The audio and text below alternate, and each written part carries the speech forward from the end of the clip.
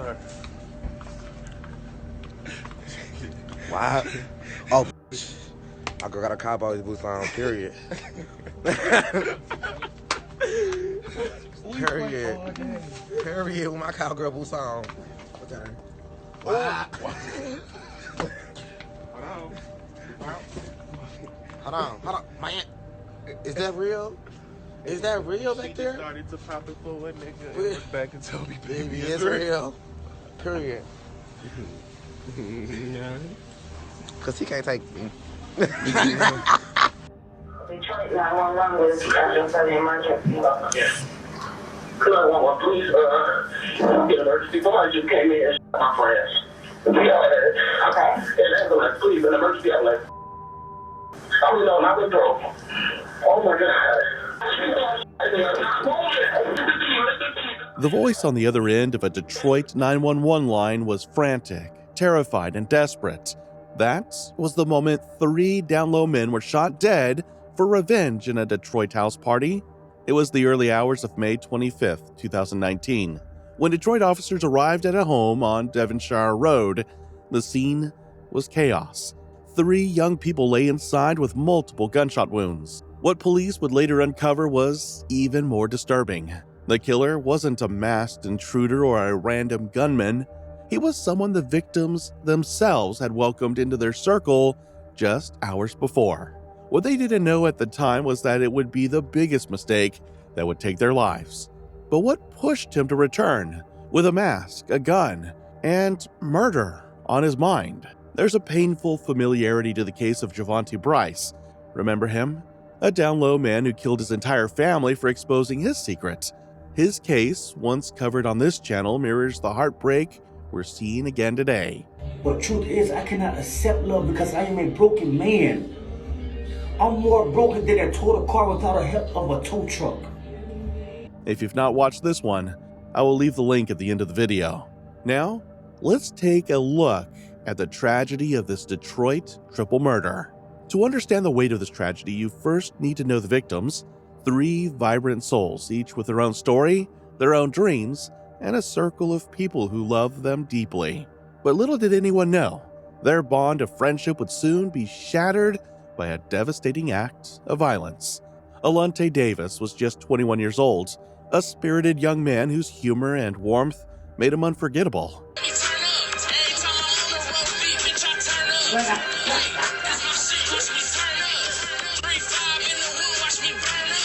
Friends said his personality was bright and his loyalty ran deep. Openly gay and unapologetically proud, Alante carried himself with confidence, inspiring those around him. He dreamed of building a life filled with love, authenticity, and acceptance. His story was only beginning until fate intervened. Meanwhile, Timothy Blanchard, only 20, shared that same zest for life. A funny, dependable friend, he was the type of person everyone could lean on. Like Alante, he lived openly and unapologetically, surrounded by a chosen family that embraced him fully. Known for his creativity and wisdom beyond his years, Timothy wanted nothing more than to live true to himself. Radio, I know my baby's in y'all know, but I still don't think you know a DJ. Gotta let you see this, what you gonna be say? You a punk, you a dog, you a freak. Let a fuck a girl every day of the week. But his life, too, was about to be cut short. And then there was Paris Cameron. Just 20 years old, Paris was a transgender woman with a bold spirit and a fearless voice. Outgoing, stylish, and unapologetic, Paris stood as a beacon of strength within Detroit's LGBTQ+ community. Friends remembered her as someone who refused to be silenced, someone who dreamed big and lived louder. She was full of life, but her story, just like Alante's and Timothy's, would end far too soon. Together, the 3 formed a circle of resilience and love, part of a larger chosen family within Detroit's LGBTQ+ community, a safe space where young people found acceptance in a world that often tried to push them aside. But that bond would be tested in the most horrific way imaginable. It all began on the night of May 25th, 2019, on Detroit's east side at a house on Devonshire Road. 25-year-old Lance Atterbury opened the doors of his home to friends for a night of drinking, music, and fun. The home itself was under construction, not fully livable yet, but it had become something of a gathering spot, a place where Lance and his circle of friends could come together, let loose, and escape the pressures of everyday life. That night, Lance invited several close friends: Alante Davis, Timothy Blanchard, Paris Cameron, Blair Keys, Armand Matthews, and Brendan Suttles. The energy was lighthearted at first. Drinks flowed, conversations grew animated, and the group celebrated simply being together.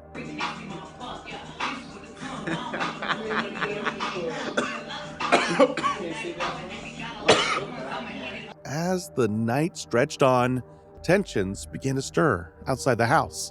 At around 8 p.m., a nearby neighbor became frustrated with a noise from the party.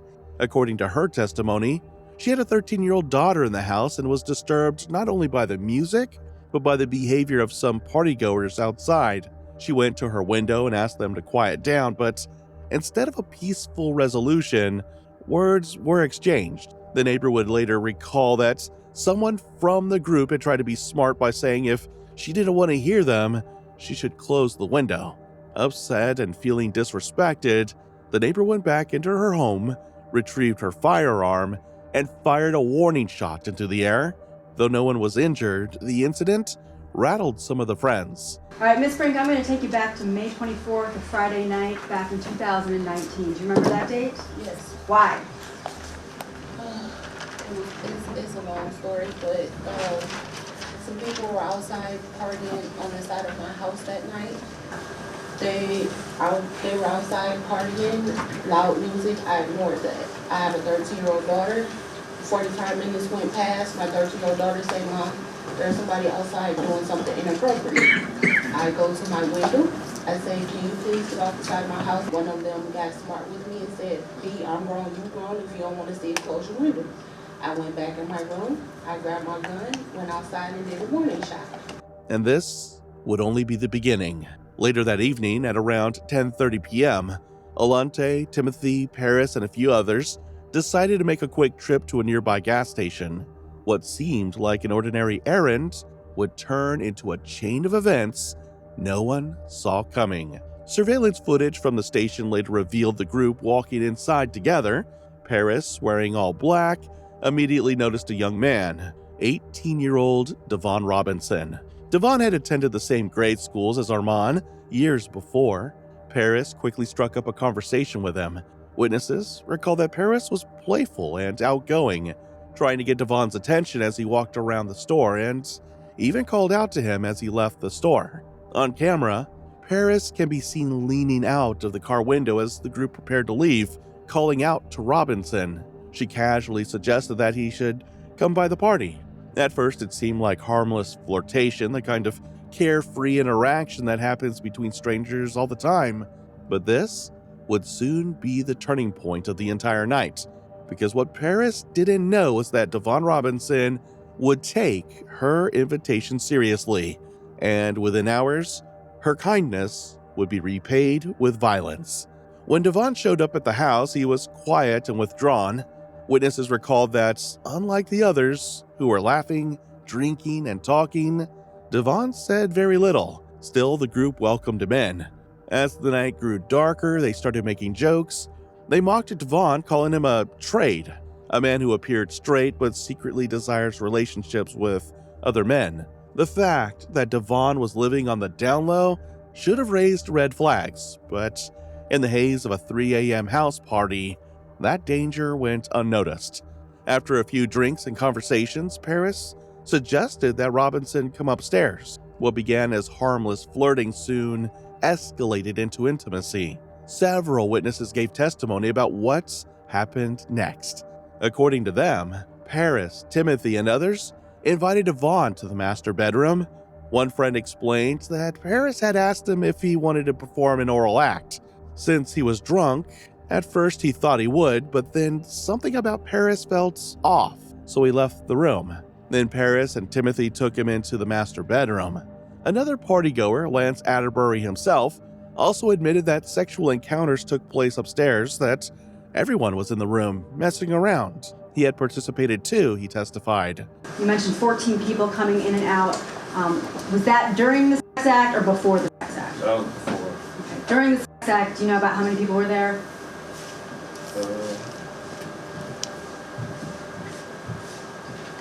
Well, let's do it this way. I'd say about 7. Was Alante there? Yes. You were there? Yes. What about Timothy Blanchard? Yes. What about Armand Matthews? Yes.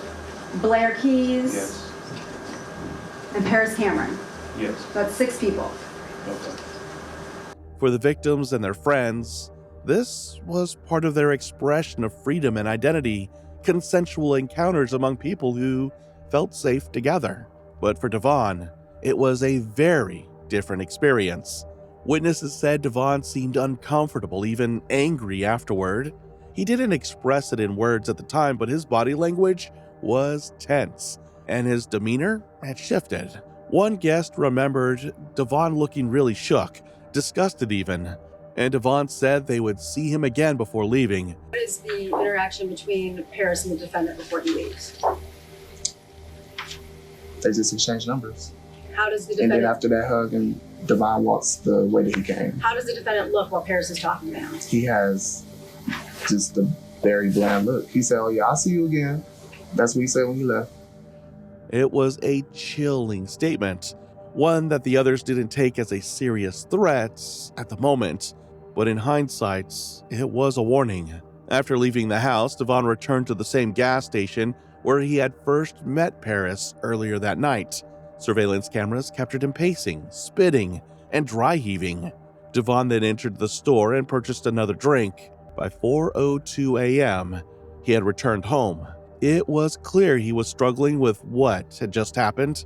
Later testimony suggested that Devon may have been struggling with his own sexuality, something he did not want his family, especially his father, to know.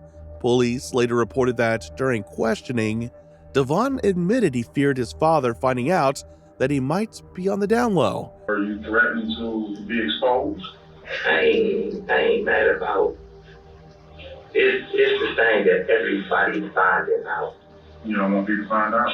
No, I'm talking about my family, like my mom and my dad. You don't want to find out? They're all these people that you don't want to find out. That fear, coupled with anger and shame, seemed to fuel what would happen next. Because when Devon came back to the Devonshire house less than an hour later, like he promised, he wasn't the same quiet young man who had walked in earlier. This time, witnesses said, he wore a ski mask as he forced his way inside. He was not only armed, but ready to kill. And within seconds, the gunshots started. The sound of bullets turning the party into chaos. People screamed and scrambled for cover. Armand Matthew testified hearing Paris screaming, but when he ran upstairs, he saw Paris and Timothy curled up in the corner. I ran back upstairs because I heard Blair screaming. I ran back upstairs to make sure everything all right. I seen Teddy and Paris curled up in the corner. Timothy had been shot, so he tried to put pressure on his wounds, but the damage was already devastating. When I seen the guns, I immediately, first we were all, we were like, what are they? Are they fireworks? But, I grabbed Timothy and I rushed down to the basement and I had him with me. When we were running down the basement, he was saying something to me. He immediately stopped talking. He grabbed my hand and put my hand where the bullet shot was, on his chest. I held pressure. Alante Davis was shot twice. Timothy Blanchard and Paris Cameron were each shot multiple times, more than 4 times each. Meanwhile, 2 others, Blair and Armand, miraculously escaped without being caught in the gunfire. At 4:59 a.m., a desperate call came through to Detroit's 911 dispatch. Detroit 911 was an emergency. Yeah. Please, get emergency. Somebody just came in and shot my friends. Yeah, okay. And ambulance, please, an emergency ambulance. I've been broke. Oh my God.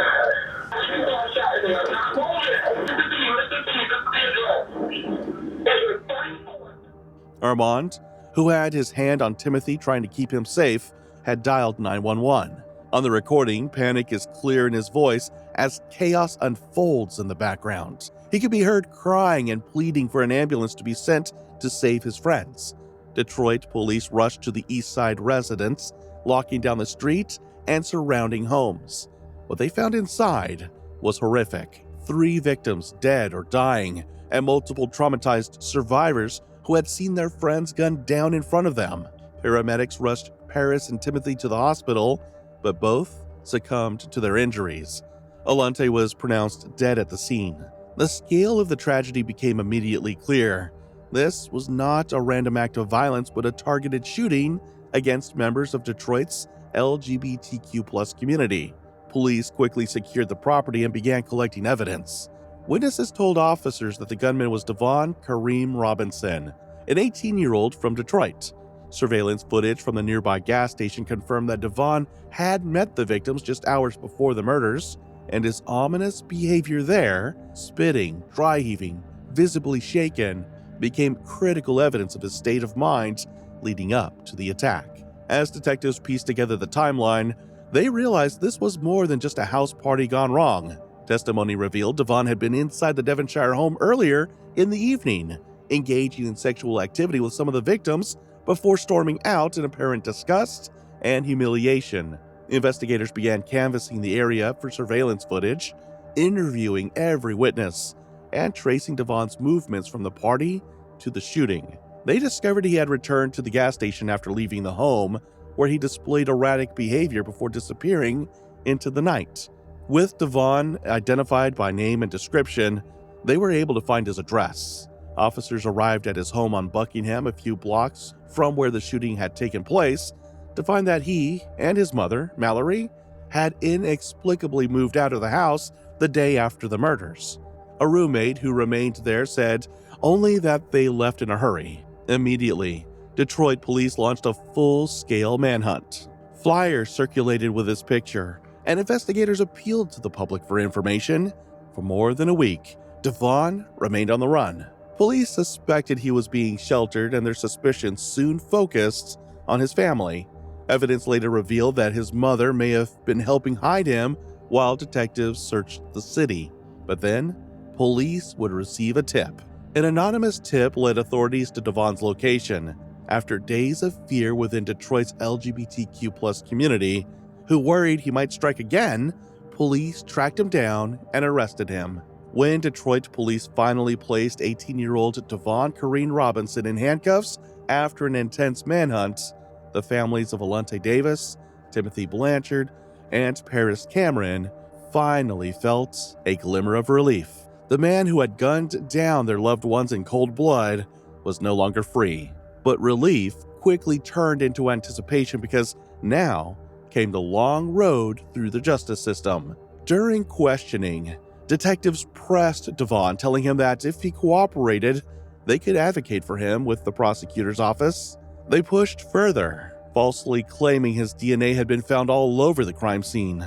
Under pressure, Devon admitted he had been with Paris in the master bedroom, but firmly denied being with any of the other men. In reality, the only DNA investigators recovered from him was linked to Timothy, not Paris.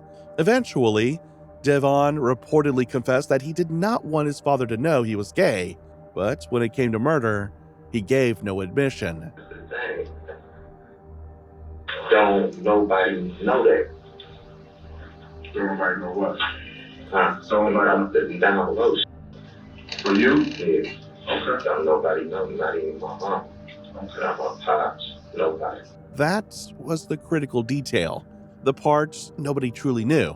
Detectives then confronted Devon with video evidence.